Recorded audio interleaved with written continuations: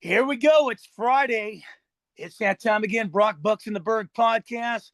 Live from Pittsburgh, Pennsylvania. A brother, a mentor, and a friend, Tarrik Brock. Yours truly in hot Los Angeles, Mark Mancini.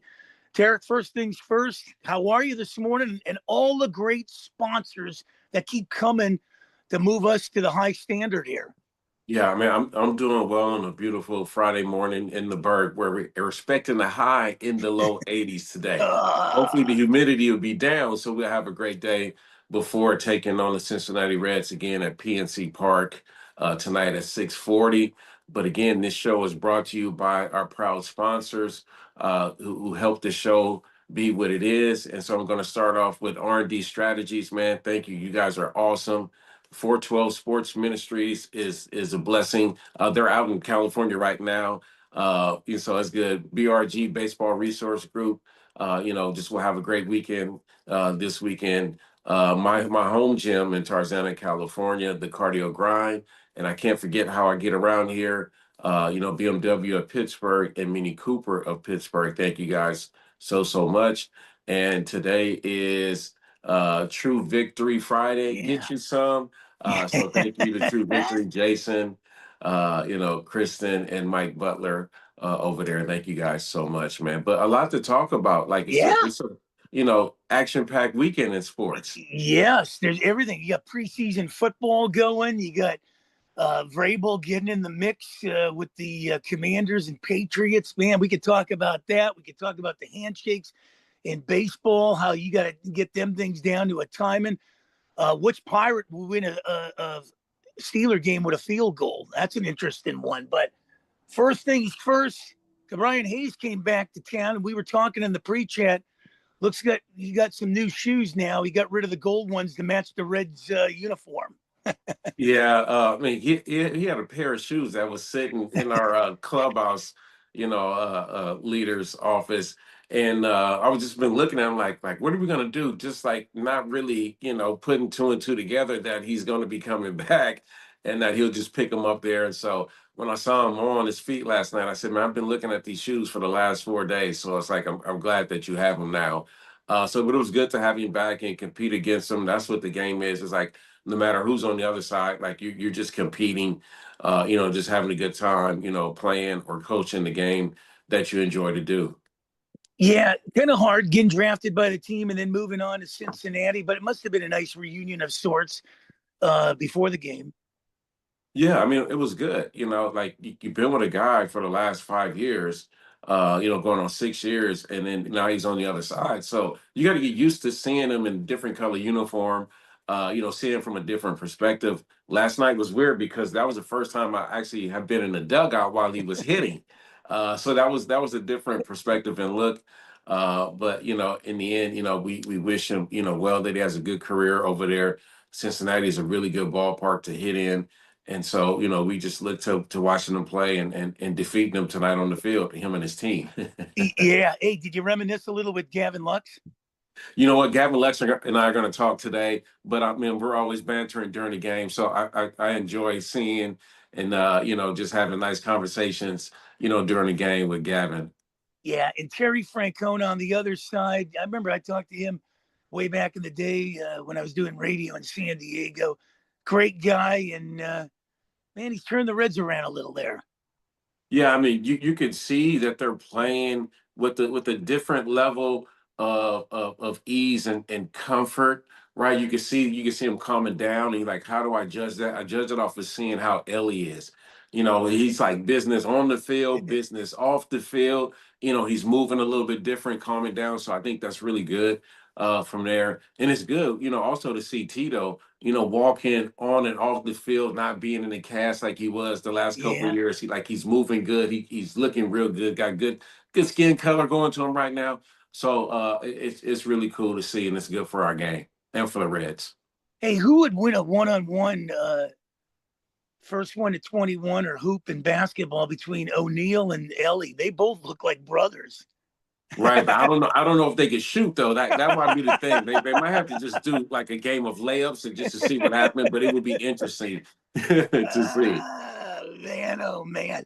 Here's the Hey, crazy part. yeah, Before the game, they were standing next to each other you in can't the tell the national difference. anthem. Like you don't really Yeah. see how big O'Neal is until you line him up next to another guy that's big. You're like, that is ridiculous, the size of that man.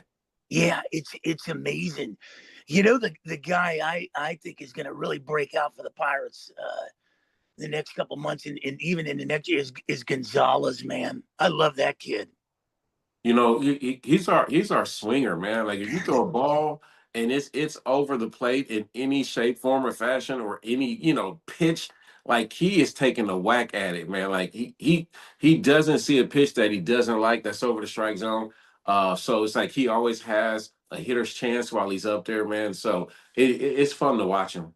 Yeah, Skeen's 4-0 against the Reds in his career. You know, I look at it this: who cares if he gave up the 7 hits, got the shutout, and man, oh man, Loader's ERA to 1.94. Man, oh man, I'm gonna hang my hat on this guy to take it. I know it's still early, but I like the resume he's put together, and I think the Cy Young's coming. Yeah, he's definitely making a strong case. His record now, he pulled it up to, one game, from being 500. I think that's a huge thing for him. He wants to do. And then also, to have, career 33 strikeouts to only 2 walks against the Reds is a really good thing too. Just shows that the game plan that he has against them is really good. And, pitching well, especially, having pitched in their ballpark, which we know is a hitter's ballpark there. To do what he's doing is very special. And we just like to see him, keep going because we have one more series against them towards the end of the year in Yeah, Cincinnati. that's good. The last 3 games of this series, what are you looking for to take the Reds out and then head to Milwaukee come Monday? Right. It's just before and yesterday's pre-series meeting, I told the guys like this is a series of like who can focus on and win the fine details. Okay, so for us, the fine details look like, competing and pushing on balls in the dirt. It is going first to third, right? It is taking any extra 90 that you can against this team here, right? And then on defensively, outfielders taking deeper angles because these guys can run and you want to cut the ball and keep it that's on the ground, that's rolling on the ground, to keep it from getting to the fence. That's really huge and important there. For our pitching staff, mix your looks and your holes because these guys, are opportunists and they will run. Like those are the things that are huge. Our defense, like we're just still having a high expectation that we just play really good defense. And you saw that, last night in some of the plays that was made on the infield and O'Neal Cruz running the right center field gap and running down the ball that Jose Trevino hit. And then for our pitchers, pitching the contact and getting guys, out the box, in 4 pitches or less so that our starters can go longer in the game. And whatever team, that pays attention to finer details better than another, is the one that's going to come out with the victory. Yeah, and you got Brady Singer. How tough is it? You've been around the game a lot. I've always said the National League, a pitcher can go to the American League and playing a lot of those 3-2 small ball games might have an advantage. I don't know going the other way from the American League to the National League. Is there a difference? I know the DH plays a big part in everything over the years and stuff, and but with the National League pitchers, I think there's a bit of an advantage if they go to the American League more so than the American League coming the other way. Any thought on that? Yeah, so I would definitely say that, like, if you were a pitcher that's in the Central and you're going to the American League East, like you're dealing with sluggers, you're Yeah, dealing with teams that are built to put the ball in the seats. The Yankees, Toronto. So like from that to this, like our division right here, there's not going to be too many teams that's going to beat you with 5 home runs, right. one night. So you got to deal with controlling the running game. You got to deal with holding the ball a little bit longer, going from there. You go out west now. If you're in the American League, Central, and then you going out west and you contending with the Dodgers who bang the Giants, who are banging. Then you got to deal with Arizona, right, where those guys can strike, really quick, and then with their base running. So I think it's different. The gap has definitely got a little bit closer than what it was because the National League pitchers had to pitch and hit. And then when you just go to the American League, you're just focusing on pitching. So now that we all play each other, once a year, like that gap is starting to get smaller. So you just got to get used to different pitching in different ballparks. Yeah, and when you look at it, the average fan might look at the Dodgers, Yankees, Mets, these big market ball clubs, but they better keep an eye on the Brewers there. The Brewers have been banging the bats too, and it reminds me of 1982 with Bambi's Brewers, with all those guys they had with Cecil Cooper and Yout and all those guys. You see them up close a lot, and you'll see them Monday, and we'll talk about it Monday. But Freddie Peralta and the Brewers could be dangerous come playoff time. Yeah, I mean, absolutely. And so you got Freddie Peralta. Now you throw in, Mr. Woodruff, who's back and is pitching really well. When the Miz comes back from, the IL, I mean, they got really good pitching. And they're very athletic. They put the ball in play, they bunt, they hit and run, and they run the base as well. I mean, it's what you want a team to be. You know, we're going to face them soon. The next 2 weeks for us is a gauntlet. We get to see where we at, where we got the Reds, we got the Brewers, we Yeah, got the Cubs, and then we got the guys from up north and the yeah, Blue Jays all coming in. yeah. It's just what Major League Baseball is. Like every night is a test. It's a different test. And so it's like, you just accept that challenge. So we got a huge one, tonight. We get Burns either tonight or tomorrow. We get Nick Martinez, an old foe who, man, like every time we find them, we play them, he's always in the rotation. And then we got Zach Littell, a guy that we've seen before with the Rays. Every night poses a challenge. Yeah, and not only that, you get the Jays in a couple weeks, but you get home from the game, you probably just want to wind down. But if you have time, you can turn on the tube and watch the game from 3,000 miles away, 2,500 probably to be exact, and look at the Jays and pick up stuff in that game that you can utilize for your team when you play them. Yeah, I mean, some nights you try to watch the game as a fan, Yeah, first and foremost, because most of the stuff that we'll really chew into or dig into will be stuff that we'll do at the field. So you just kind of watch it. So I just think, just seeing what the game is like, seeing the flow, because that's something that's important. What's the team's, game flow? The other thing that you pay attention to is like, do they get on and off the field, pretty quick. Cause like when Paul Skeens pitched, like I'm like taking 2 steps off the field and he's already jumping over the line. It's like, whoa, like we got to speed that up, which I think is really good from there. And just seeing, what did they do against, like you're watching the pitcher and you're going like, okay, they got Glass now. Okay, who is he similar to on our staff? Just to see how things go from there. And just casually try and watch and try not to, work so much at uh, home. yeah. Calling the shot. Who do you got this weekend? I am going to go with. Oh, this is a tough one. I was thinking I'm going to go with Nikki G. I think Oh, Nikki G is going to get off one tonight. I think it's going to be Val Kilmer. Man, Brian Reynolds is going to jack him. So Ooh. I like Reynolds in this one. I will tell you, the handshake in baseball is down, and it looks like you and McCutcheon got that thing down to a serious formation. How tough is it to project that to get it down to that? And is there a lot of practice involved in I actually, it's just like, hey, we should do this, and let's add this, and Kutch and I have continuously just grew it more and more. I'm sure probably in the next, a couple of weeks we'll add one more piece to it. Then you got, Nick Gonzalez and I, because we both like going to the range. We have yeah, something that we do after he hits. Brian Reynolds and I, because we're always bumping each other. We just bump into each other from there.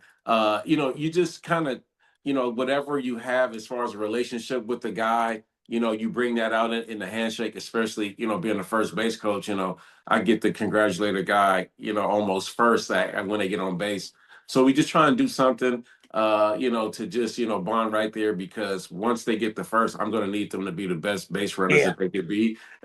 And so that's another way to just connect and, be able to celebrate something that is really hard to do in our sport, which is to hit a round ball at high velocity. The Dodgers got that hula where they shake their behinds and to Yeah. the dugout.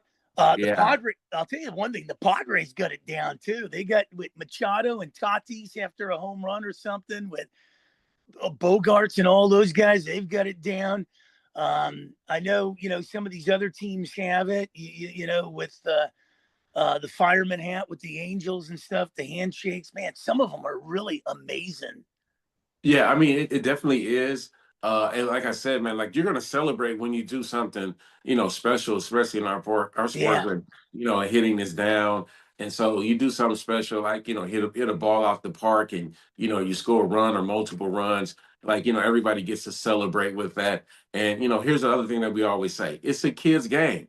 So at some point in time, as grown men with kids get to do some kiddish things right there in the moment and celebrate, which is the coolest thing from there. But then also turning the page and knowing that you still got to compete, to the end as well. Man, what Pirate could send the Steelers to a Super Bowl with a field goal? Mm. So I saw some guys, because they throw the football every now and again. I've seen some guys kick. And the one guy that I saw that kicked the ball like pretty well, it was like, although he was punting it, was Mitch Keller. I mean, it was a nice spiral. It had some length to it. So I just think that if somebody can hold it and you give him, a couple, practice whacks at it, I think he could send the Steelers to the Super Bowl with the field goal kick. You know who I'm going with? It might be crazy, but I'm going to go at the big first baseman, Horwitz. That's a good one too. That is a good one too. I like that kid a lot. As we wrap this up, I know Monday, I'll give you a hint what we're going to talk about. Besides recapping the Reds and previewing the Brewers, we'll talk about David Bednar saying thank you to Pittsburgh. That'll be a good one. We'll add a little more topics to it, but man, oh man, what a show! I'm blessed to do this with you, twice a week for 5 years going on, man. It's amazing, just simply amazing.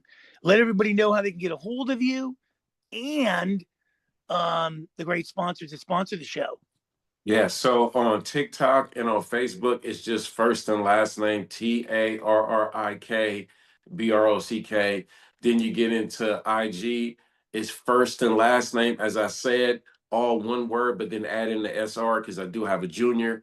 And then when you get to X, it's TarrikSR. Man, another great Yeah. show, another great week of talking sports life. Uh, and everything else in between. Wishing everyone a blessed and happy weekend.